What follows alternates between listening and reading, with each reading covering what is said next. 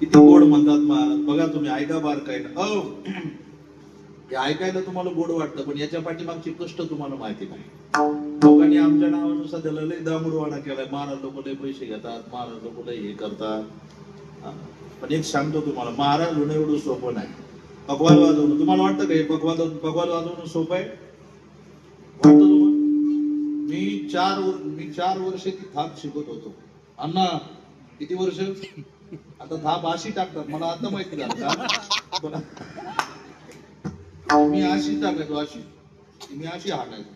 ती शिकवणार मला म्हणलो तू संबळ शिकायला जाय म्हणजे. तुम्हाला वाटतं पकवाद वाजवणं सोपं आहे? तुम्हाला वाटतं गायन करणं सोपं आहे? तुम्हाला वाटतं महाराज होणं सोपं आहे? तुम्ही म्हणता महाराज लोक लय पैसे घेतात. घेऊ द्या ना, काय फरक पडतो? तुम्हाला माहिती आहे का, सगळ्यात भयानक परिस्थिती आमची आहे. 6 महिने अगोदर तारखा बुक असतात, डायऱ्या लिहिलेल्या असतात. कुणाच्या दहाव्याला लवकर जाणं होणार नाही, कुणाच्या मैतीला लवकर जाणं होणार नाही, कुणाच्या लग्नाला लवकर जाणं होणार नाही. मेवणीचं लगीन झालं मागच्या 2 महिन्यापूर्वी, तर माझं अक्षता टाकायला सुद्धा जाणं झालं नाही. 2 महिने झाले बायको बोलत नाही. हे दुःख सांगा तर कोणाला? जावे त्याच्या वंशा. तुम्हाला वाटतं महाराज एवढं सोपं आहे? एवढी सोपी गोष्ट नाही. हे सगळं मिळण्याकरता त्याच्या पुढे जाऊन सांगू तुम्हाला, ऐका.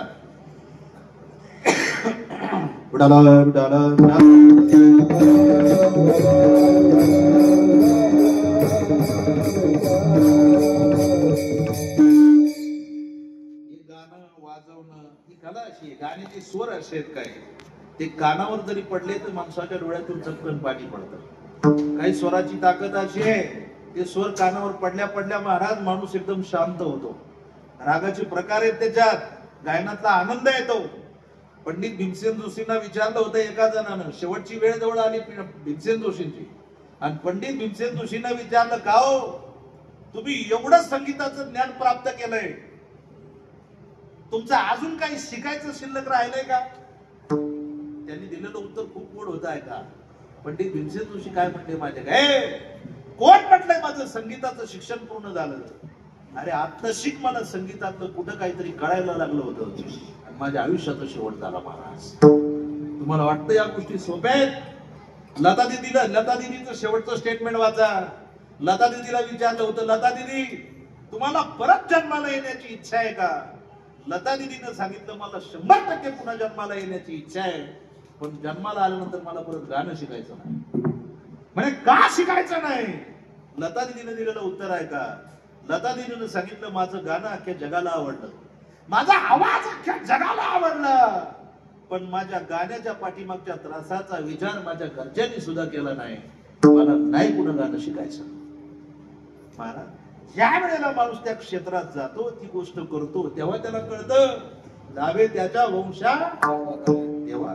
आपण या कलेचा आदर केला पाहिजे. किती गोड वातावरण झालंय, वाटतंय का पहिला दिवस आहे म्हणून? वाटतंय का?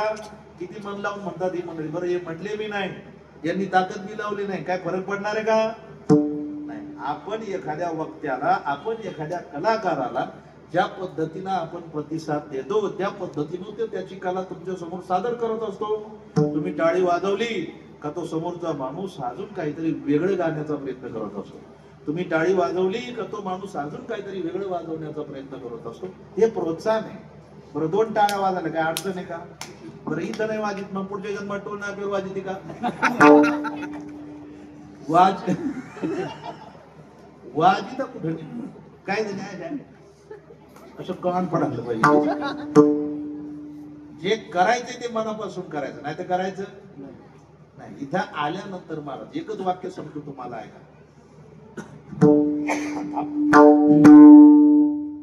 किती आनंदी आनंद, किती आनंदी आनंद. तुम्हीच ऑपरेटिंग करायचं म्हणजे ओके होईल. किती आनंदी आनंद या झोपडीत माझ्या, या झोपडीत माझ्या भूमीवरी पडावे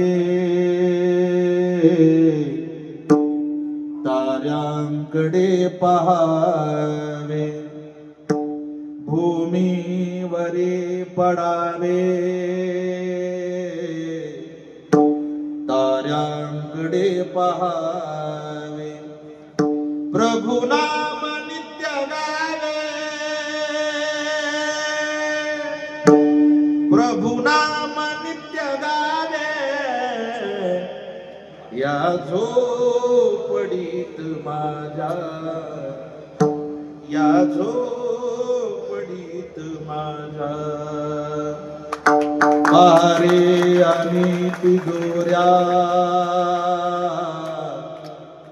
तारासी नाही दोऱ्या पहारे आणि तिजोऱ्या तारासी नाही दोऱ्या त्या दोन्ही होती चोऱ्या त्या दोन्ही होती चोऱ्या या झोपडीत माझ्या किती आनंदी आनंद या झोपडीत माझ्या. तुकडोजी महाराजांची कविता आहे ती. तुम्हाला असेल काही ना शाळेत 5 पत्र्याची झोपडी नाही स्लॅबची झोपडी नाही काका या झोपडीत माझ्या किती आनंदी आनंद या झोपडीत माझ्या भूमीवरी पडावे ताऱ्यांकडे पहावे. इथं आल्यानंतर या जीवनाचा आनंद घेणं काळाची गरज आहे आणि आपण दुसऱ्याला प्रोत्साहन देणं आपण दुसऱ्याला टाळी वाजवून प्रतिसाद देणं याला सुद्धा खूप मनाचा मोठेपणा लागतो. विडाला विडाला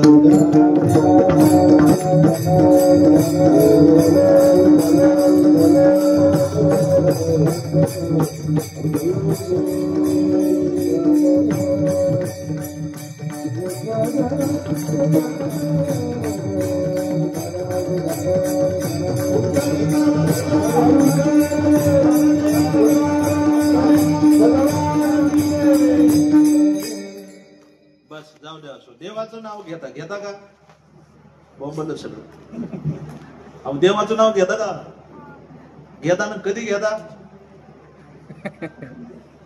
कोरोना आल्यावर आपलं काय माहितीये का संकट आलं की आपल्याला देव आठवतो आणि संकट गेलं का लोक देवाची बाप होतात. महाराज ही समाजाची रीत आहे. आपली पद्धत वेगळी आहे. आपली पद्धत वेगळी. ज्या वेळेस लय अडचणी सापडतील त्यावेळेस आपल्याला देव आठवतो. पण ऐका बार काय भगवंताची आठवणी सतत आली पाहिजे. प्रत्येक क्षणाला आली पाहिजे. एक सांगू तुम्हाला माणसाला झोपताना सुद्धा भगवंत आठवला पाहिजे आणि उठताना सुद्धा भगवंताची आठवण झाली पाहिजे. का म्या बोलविल्या वेद बोले म्या चालविल्या सोप चाल आणि त्याच्याकरता जाऊ द्या त्याला हाड हाड साऊंड मधून आवाज गेला ना त्याला मॉनिटर मधून उडाला उडाला उडाला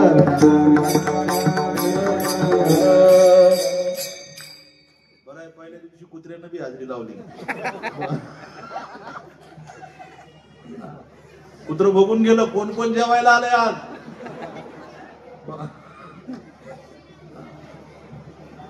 त्या इकडं लक्ष बारकाईनं भगवंताचं नाव घ्यायचंय ना तर तुकोबाराय म्हणतात तुमच्या पाया पडतो. पण पाया का पडले तुकोबाराय? तुकोबारायने प्रत्येक पद्धतीचा वापर केलेला आहे. या ठिकाणी लक्षपूर्वक आहे का विनवणी करून सांगितलं बाबा घे घे गोड नाम विठोबाचे देवाचं नाव घ्या. नाही ऐकलं समाजाने. समाज चांगलं सांगून ऐकत नाही. ऐकतो का समाज? चांगलं सांगून ऐकतो का? किती गोड बोला टाळी वाजवा वाजवतो का माणूस? नाही वाजवत. जेव्हा टोल नाक्याचा विषय निघाला मग दात खाऊन वाजती. चांगलं सांगून ऐकतात का लोक? नाही ऐकत. मान तुकोबारायाने विनंती केली अरे भगवंताच्या नामचिंतनाशिवाय पर्याय नाही. देवाचं नाव घ्या. नाही ऐकलं. उदाहरण सांगतो तुम्हाला ऐका. तुकोबारायाला पाया का पडावं लागलं? नागरदेवळ्यामध्ये पाटील आहेत. पाटलाला एकुलता एक मुलगा आहे. 12 वर्षानंतर मुलगा झालाय पाटलाला. मुलगा काही शाळेत जायना. पाटलानं गोडीत सांगितलं, बाबा तू शाळेत जा, घरी राहणं आपलं काम नाही. पोरगा म्हणला, बाबा मी शाळेत जाणार नाही. पाटलानं दम दिला, अरे बाबा शाळेत जा. तो म्हणला नाही जाणार बाबा. शेवटी पाटलानं खिशातून 10 रुपये काढले आणि पोराच्या हातात दिले आणि पोराला सांगितलं, हे 10 रुपये घे, पण काय कर, शाळेत जा. आता 10 रुपये घेतल्यावर पोरग शाळेत जाईल का घरी राहील? शाळेत जाईल. 10 रुपये घेतले, मांडी घाल. 10 रुपये घेतले आणि पोरग शाळेत जायला निघालं. आता आज 10 रुपये घेऊन पोरग शाळेत गेलं, उद्या बिगर पैशाचं पोरग शाळेत जाईल का? उद्या पोरग शाळेत जाईना. परत बाप म्हणला, का रे बाबा का शाळेत जाईना? तो म्हणला, बाबा नक्की जाईल, पण काय करा, 10 रुपये द्या. बापानं परत 10 रुपये काढले. पाटील रोजचे 10 रुपये द्यायला लागले. पाटील म्हणले, काय हरकत नाही, रोजचे 10 रुपये काय जाईना, पण पोराला शाळेत जायचं काय लागेल, वळण लागेल. पोरग 10 रुपये शाळेत घेऊन जायला लागलं. पोराला बापाकडून 10 रुपये नेले. पोरग 4-5 दिवस 10 रुपये खर्चित होतं. पण 7व्या-8व्या दिवशी त्यांना आपल्या मित्र परिवाराला सांगितलं, काय, मी शाळेत येतोय, माझा बाप मला 10 रुपये देतोय, तेव्हा मी शाळेत येतोय. म्हणजे काय करायचं? म्हणजे काय नाही, 2 दिवस घरी बसून घ्या. बापाला म्हणायचं 10 रुपये द्या तर शाळेत जातो. मग त्यांनी 4-5 जण अशी तयार केली. मग प्रत्येक जण घरून 10-10 रुपये आणायला लागला. बरेच दिवस चाललंय. मग 10-10 रुपये त्यांनी एक दिवस गोळा केले आणि ते म्हणले, आपल्याला पारायण करायचंय नागर देवळ्यात. पण ते म्हणले, पारायण कोणत्या ग्रंथाचं करायचं? ते म्हणले, 52 पानाचा ग्रंथ घ्या. तुम्हाला कळतो का 52 पानाचा ग्रंथ? त्यांची 5-6 जणांची टीम झाली. ते म्हणले, काही झालं तरी चालेल, पण आपल्याला 52 पानाच्या ग्रंथाचं पारायण करायचं. मग त्यांनी 52 पानाचा ग्रंथ खरेदी केला. पारायण कुठं करायचं? ते म्हणले, पारायण दत्ता पाटलाच्या उसात करायचं. मंडप बिंडप काय टाकायचं नाही. मग दत्ता पाटलाच्या उसात असं मोठं सगळ्या बाजूनं त्यांनी असं जागा केली बसायला. रोज सकाळी 10 रुपये घेऊन जायचे, डबा घेऊन जायचे आणि पारायण चालायचं. किती वाजेपर्यंत? शाळा सुटेपर्यंत. शाळा सुटली का पारायणाला पूर्ण विराम. हरिपाठ बिरिपाठ काय होत नव्हता, घरी जायचे. असं 2-3 महिने झालं. 3 महिन्यानंतर गुरुजी पाटलाच्या घरी आले. गुरुजी पाटलाला म्हणले, पाटील अहो 3 महिने झाले पोरग शाळेत येत नाही. पाटलाला विषय वाटलं. पाटील गुरुजीला म्हणले, गुरुजी पेले बिले का काय? अहो पोरग 10 रुपये घेतो शाळेत जातो, तुम्ही म्हणता पोरग शाळेत येत नाही. बघा बरं उद्या. ठीक आहे म्हणे, उद्या बघतो. दुसऱ्या दिवशी पोरग शाळेत निघालं. पाटलानं 10 रुपये दिले. आता पाटील पोराच्या मागे लपत लपत चालले होते. पोराला माहिती नव्हतं बाप माझ्या पाठीमाग आहे. पोरग कुठं जाईल? पारायण करायला जाईल का शाळेत जाईल? पारायण करायला. पोरग पारायण करायला त्या अड्ड्यावर पोहोचलं आणि पाटलानं बघितलं पारायण यांचं. पाटील म्हणलं, बस बस, ऐसा पुत्र दे गुंडा. पाटील म्हणला, बस. पाटील म्हणजे, जन्म जन्मी आम्ही बहु पुण्य केले. महाराज पाटलाला एवढा राग आला. पाटलानं पोरग धरलं आणि पाटला पोराला सांगितलं, बाबा पत्ते खेळणं आपलं काम नाही. पोरग म्हणलं, बाबा काही झालं तरी चालेल, पण मी आता शाळेत जाणार नाही. बापानं मारलं पोराला. इतकं मारलं. पोरग म्हणलं, बाबा किती मारा, मी शाळेत जाणार नाही. शेवटी पाटील म्हणले, बाबा तुझा मुडदा पाडून टाकील शाळेत गेला नाही तर. पोरग पाटलाच होतं. पोरग म्हणलं, बाबा 12 वर्षांत झालोय तुम्हाला, माझा मुडदा पडला तरी चालेल, पण मी शाळेत जाणार नाही. पाटलाचे प्रयोग संपले, बापाचे प्रयोग संपले. बाप म्हटला, आता काय आपल्याकडे प्रयोग राहिला नाही. शेवटचा पर्याय वापरला बापानं. शेवटी बाप पोराला म्हणतो, हे बाळा तुझ्या पाया पडतो बुवा, पण काय कर, शाळेत. तीच पद्धत आज या ठिकाणी. सगळे प्रयोग संपले. आता उघडी डोळे, जरी का अध्यापी न कळे, मातीची या फोडे दगड आला पोटास. नाही तर पुढे शिंदळीचे रडतील वाजत असे बोंब कोणी न ऐकती कानी. तुकोबारायाचे प्रयोग संपले. ते तुकोबाराया म्हणतात, तुमच्या पाया पडतो.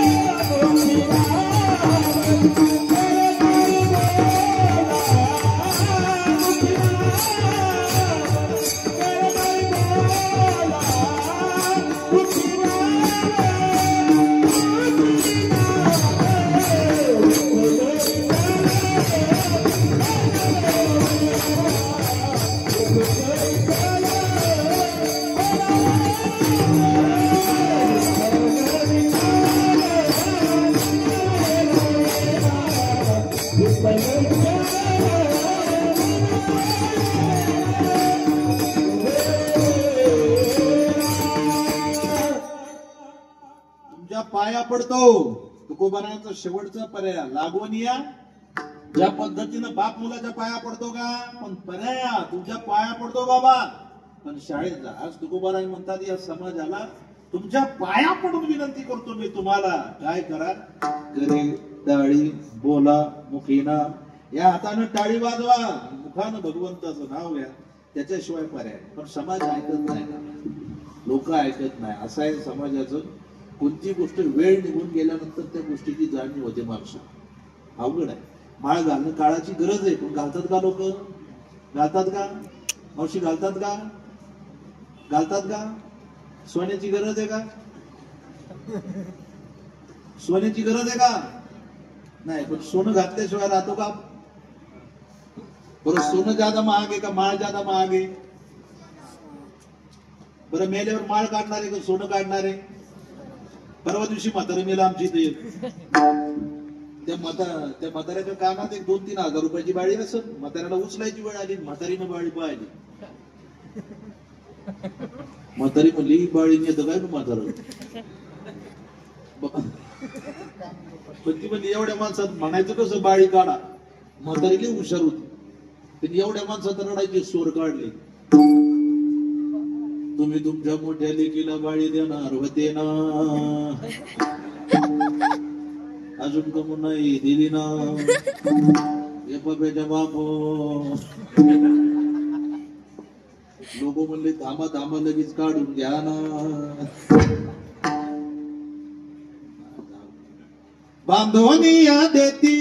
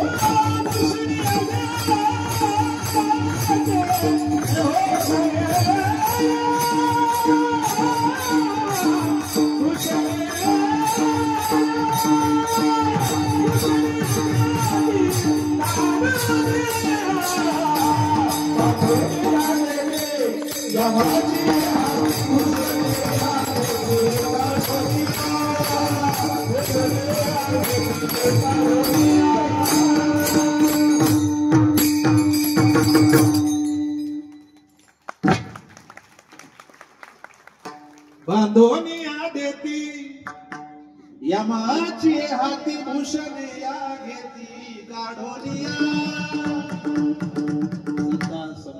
तरी सुद्धा माळ्याकडे माळ घातली माझ्याकडून 31 डिसेंबरला. माळ घातली 31 ला. हॉटेलला गेला, माळ काढली, मग पेला. आणि पेल्यावर परत माळ घातली. म्हणलं काय माळ घालून पेलो? तो म्हणला घालून नाही पेलो, काढून पेलो. याकडे माळ घातली, त्याच्या लग्नाला 4-5 महिने झाले असतील. तो म्हणला माळ घातली महाराज, पण माळ जपायची कशी? आता माळ जपतात कशी काहींना चांगली माहिती आहे. रामकृष्ण हरी अशीच ना, रामकृष्ण हरी रामकृष्ण हरी रामकृष्ण हरी अशीच ना, रामकृष्ण हरी रामकृष्ण अशीच ना, रामकृष्ण हरी रामकृष्ण अशीच ना. 9:30 वाजेपर्यंत एवढंच. मग काय आता बोंगा बी झाला आपला. रामकृष्ण हरी रामकृष्ण हरी रामकृष्ण हरी रामकृष्ण हरी.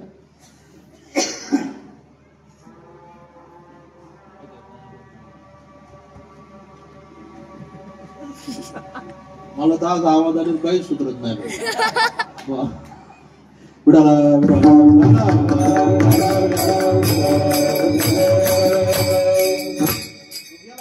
संध्याकाळी घरी गेला.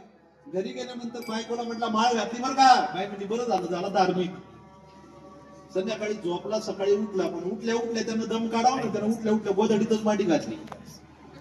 गोधडीतच सुरू झाला रामकृष्ण हरी रामकृष्ण हरी रामकृष्ण हरी. बाई म्हणली कालपर्यंत हाडकं तोडीत होता, धार्मिक झालाय तसा आज. बायकोला जायचं होतं पाणी आणायला. बाई म्हणली पाण्याला चालले बरं का? चुलीवर दुधाचं पातेलं ठेवलंय, बोका बी काही लक्ष ठेवा. तो तिला हा कुठं म्हणतोय? तो म्हणला रामकृष्ण हरी. बाई म्हणली मरताच. बाई गेली पाण्याला निघून. पण याला ऐकलं होतं चुलीवर दुधाचं पातेलं. हे काय करायचं? हे एका डोळ्यानं माळीकडे पाहायचं, एका डोळ्यानं पातेल्याकडे पाहायचं. रामकृष्ण हरी, रामकृष्ण हरी, रामकृष्ण हरी. असं करता करता बोक बी आलं पातीला जवळ. आता बोक पातीला जवळ आल्यानंतर काय करायला पाहिजे, एक तर थेर म्हणायचं नाही तर हाणून द्यायचं. पण हे जसं जसं बोक जवळ येईल ना, हे तसं तसं बोक्याला डोळे वाचायचे. रामकृष्ण हरी.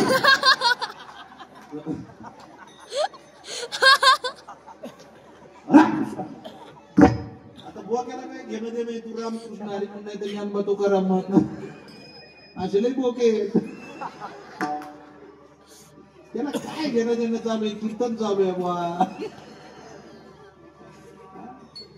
बोक काय राहाय ना, बोक यायला लागलं पातील्याकडे, याला राग आला. याशी माळ जपित होतो ना,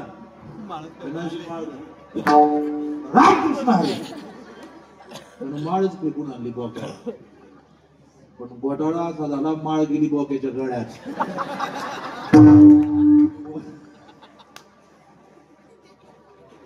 बोक गेलो पळून. आता बोक पुढे हे माग कशा करता, आता बोका झाला माळ करीत, हा झाला रान बोका. याच्या बापाची पेंड आहे. आपलं काय म्हणते का म्हणा, म्हणे नाही भा म्हणे देवा मला पा देवा शान पावायचा नाही ना, देव बाजारचा भाजीपाला नाही. भगवंत भेटण्याची सोपी गोष्ट नाही. भगवंत भेटण्याकरता ध्येय वेळ व्हावं लागतं. भगवंत भेटण्याकरता स्वतः देव व्हावं लागतं. तुकोबारायाची भाषा आहे, देव पाहावयाची गेलो आणि तेथे देवाची उनी ठेवलो. पण सर्वात महत्वाचा पहिला पर्याय माझी मत झाली अनावर वाचा छंद या नामाचा घेतला असे दिनरजनी हाची धंदा गोविंदाचे वाटे. तुकोबाराया सांगतात त्याकरता सुद्धा आम्ही भगवंताचं नाव घेतलंय. पण ते कसं घेतलंय, विठ्ठल विठ्ठल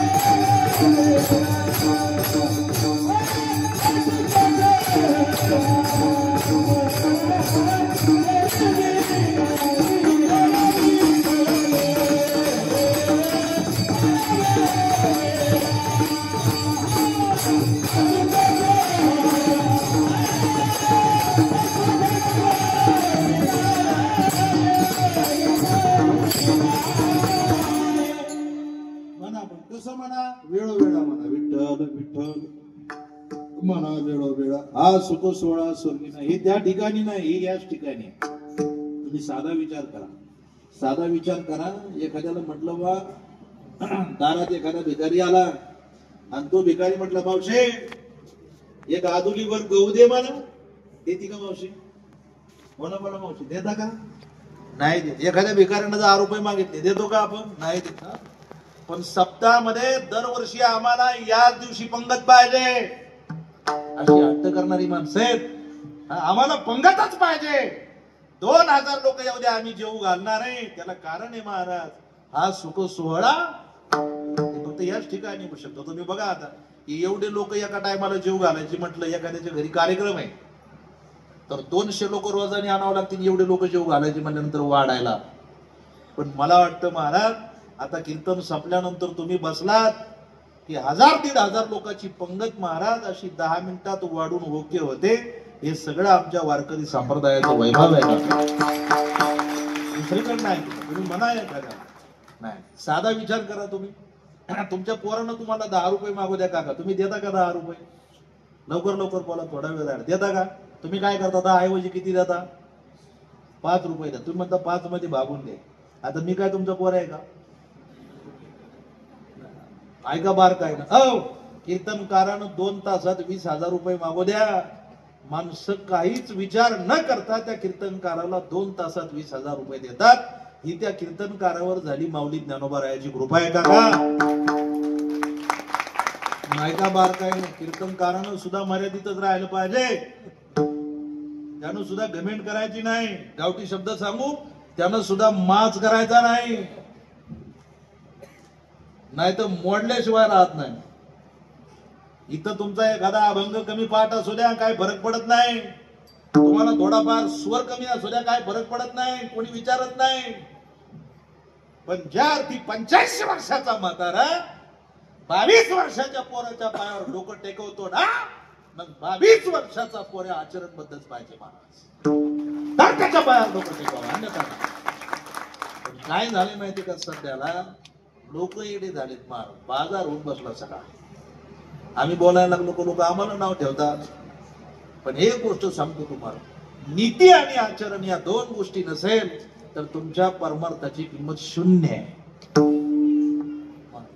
आणि परिसरात तुम्ही माना अथवा नका मान, माणसाकडे वारकरी संप्रदायामध्ये माणसानं नीतीनं जीवन कसं जगावं आणि माणसानं आचरणशील जीवन कसं जगावं, तर आपल्या परिसरामध्ये फक्त गुरुवर्य जंगली महाराज शास्त्री यांच्याकडे बघून शिकलो.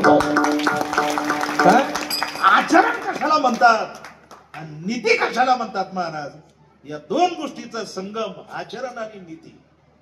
ज्ञान खूप मोठं आहे, वेदांत खूप मोठा आहे, पण त्याबरोबर महाराज नीती आणि आचरण या 2 गोष्टीचा संगम ज्या माणसाजवळ आहे त्या माणसाचं नाव गुरुवर्य जंगले महाराज शास्त्री आहे. खूप महत्वाच्या गोष्टी आहेत त्या, पण त्या गोष्टीकडे आपण लक्ष देत नाही. नका आवाज वाढवरचा. त्या गोष्टीकडे आपण लक्ष देत नाही. आपण म्हणतो युट्यूबला आहे का, कसं काय झटका बिटका आणतो का जरा, हा चांगला झटका आणतो, घ्या याची तारीख. भविष्य धोक्यात आहे. तुम्ही माना अथवा नका माना. मी तर या 15 दिवसात वेगळा विचार करून राहिलो. विष्णुकांत महाराज माझ्या डोक्यात आता एक आलंय, डोक्यात ते आणायचं डोक्यात. एक मोठा कार्यक्रम घ्यायचा चांगला आणि ह्या क्षेत्रालाच पूर्ण विराम देऊन टाकायचा. माझ्या डोक्यातच आहे आता, नकोच. कारण इतकं भयानक अवस्था, काही काही गोष्टी कानावर आल्या का माणसाला वाईट वाटतं महाराज, वाईट वाटतं. हे आता मोहिते अण्णा, ही सगळी जुनी माणसं, तुम्ही यांना विचारा. ज्या वेळेला 80-90 वर्षाचा म्हातारा एखाद्या 30 वर्षाच्या पोराच्या पायावर डोकं टेकवतो आणि त्या 30 वर्षाच्या महाराजाचीच बातमी जर एखादी चुकीची आपल्या कानावर पडली तर काय वाटतं मनाला स्वतःच्या? माणूस देवाविषयी सुद्धा विटतो काका. तो म्हणतो जाऊ द्या रे, काय देवाचं घर आहे, एवढं देवाचं करीत होतं, 2 देव रोज बदलला. माणसं बदलतात. माझी विनंती आहे, माणसं बदलण्या अगोदर वक्त्यानं सावध होणं काळाची गरज आहे. विठाला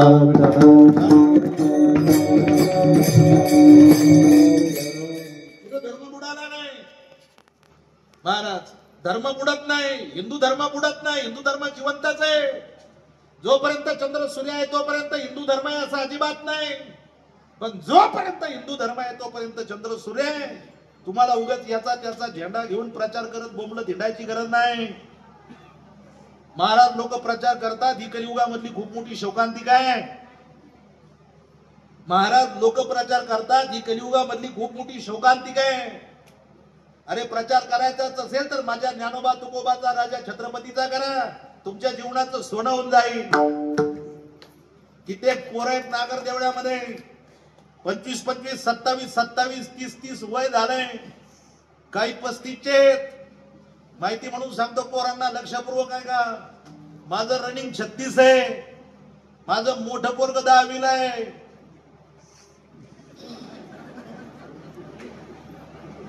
जरा टोचू द्या तुम्हाला थोडं. माझं रनिंग 36 आहे, माझं मोठं पोरग 10वीला आहे. काही 36ला पाहुणेच नाही सरपंच अजून पाहायला. मग तू लग्न करतो कधी? तू काय माझी नाद बघायला येणार आहे का आता? तुम्ही म्हणताल महाराज मुलगी भेटत नाही, 100% भेटते, पण त्या पद्धतीनं जीवन जगावं लागतं. त्या पद्धतीनं मायबापाच्या आज्ञेमध्ये जीवन जगावं लागतं. महाराज इलेक्शनच्या टायमाला तुम्ही जर बोंबलत हिंडत असाल, दारू पेत बोंबलत हिंडत असाल, याच्या त्याच्या पाठीमागे बोंबलत काय हिंडता? फक्त एक सांगेल तुम्हाला, मतदान 100% करा. कुणाला करा हे सांगण्याचा अधिकार आम्हाला नाही. मतदान 100% करा, पण कुणाच्या पाठीमागे बोंबलत हिंडून आपलं आयुष्य वायाला घालू नका. माझी विनंती आहे तुम्हाला. नाही तर इतके वाईट दिवस येणार आहेत. अजून 5 वर्ष थांबा, भयानक परिस्थिती होणार आहे. आताच भीती वाटते काय, अवघड आहे. बोलायला लागलं तर इतक्या गोष्टी आहेत सध्याच्या. याच्यातून एकच सांगायचंय मला, या सगळ्या गोष्टी सावध व्हा, धर्म टिकवा, चांगलं जीवन जगण्याचा प्रयत्न करा. नीती असू द्या, सत्य असू द्या, सदाचार असू द्या, याबरोबर देवाचं नाव घ्या. विठ्ठल विठ्ठल म्हणा वेळोवेळा. का हा सुख सोहळा स्वर्गी नाही, हे त्या ठिकाणी नाही. कुठं नाही? वैकुंठी तो ऐसे नाही कवळ काही काल्याची. म्हणून तर य लोकीचा हा य देव इच्छिताती या सुखा कारणे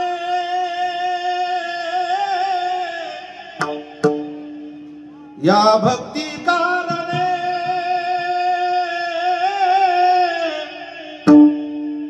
देव वेडवला वैकुंठ सोडोनी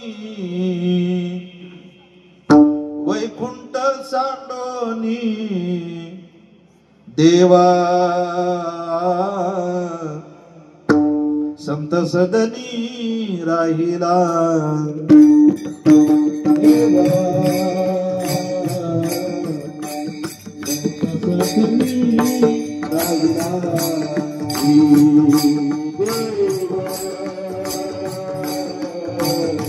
संत सदनी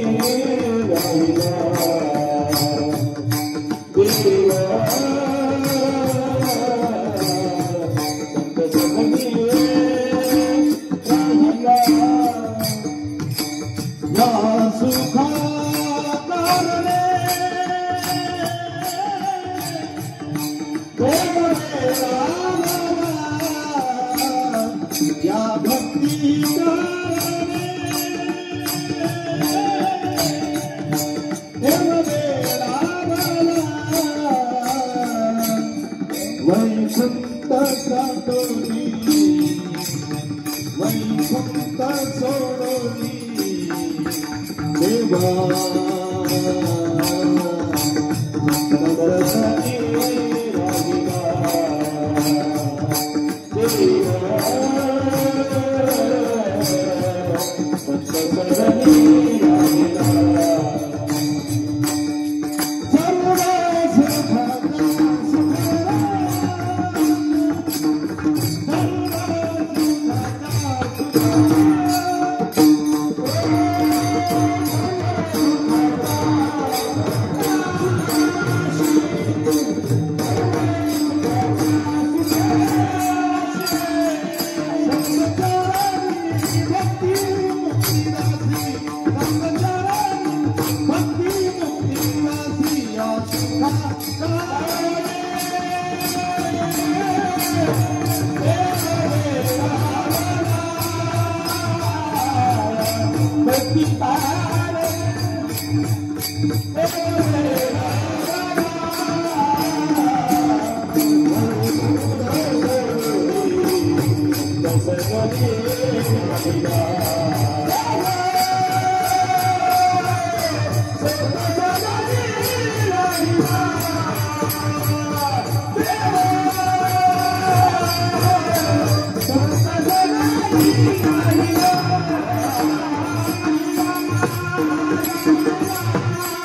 देवानं सुद्धा वैकुंठ सोडून या ठिकाणी यावं का?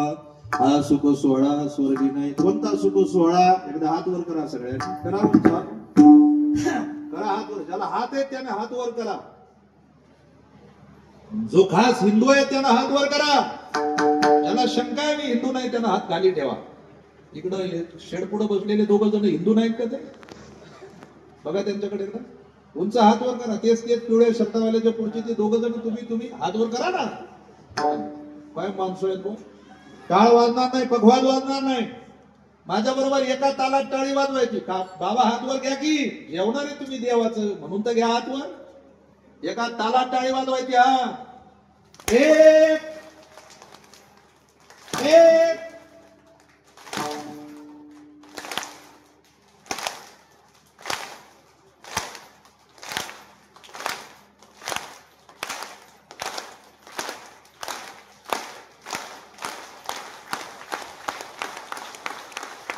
विठोबा रघुराई विठोबा रघुराई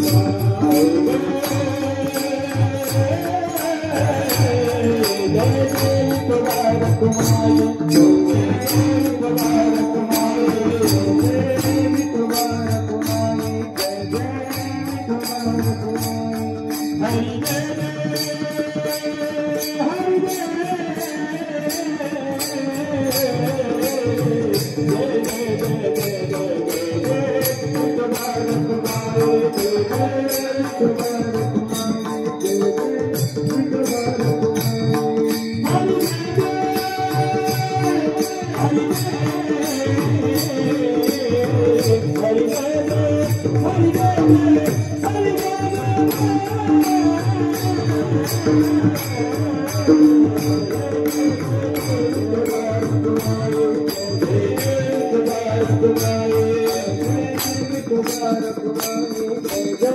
विठोबा रघुराई हरि